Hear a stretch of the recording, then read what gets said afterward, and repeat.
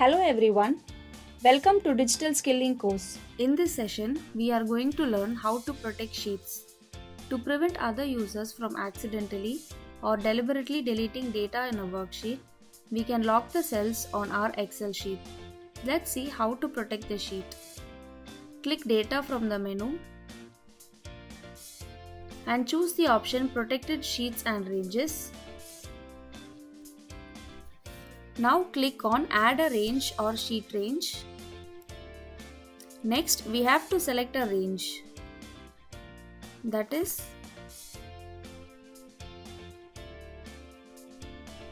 E column, and set permission. The option comes up with a warning when anyone makes an edit. It doesn't block people from editing, but they'll see a message asking them to confirm if they really want to make an edit. The option Only You allows only the owner to edit the sheet and make any changes. Custom allows only the people you choose who can edit the range or sheet. Then click Save or Done. To remove the protection from the sheet, choose the protection that you have already created. Here we can see the delete icon to delete the protection. To protect the sheet, go to Data, choose the option Protected Sheet and Ranges. Next, go to the sheet and from the drop-down list, choose the sheet you want to protect. Let's say that I want to protect the data sheet.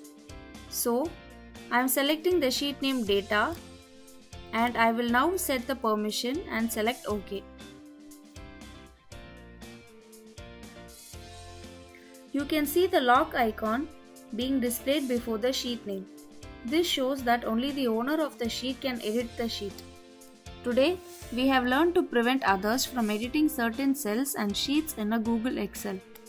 This is very useful when you are handling sensitive data and collaboratively working with a team, but do not want others to edit specific data in the same sheet. Thank you.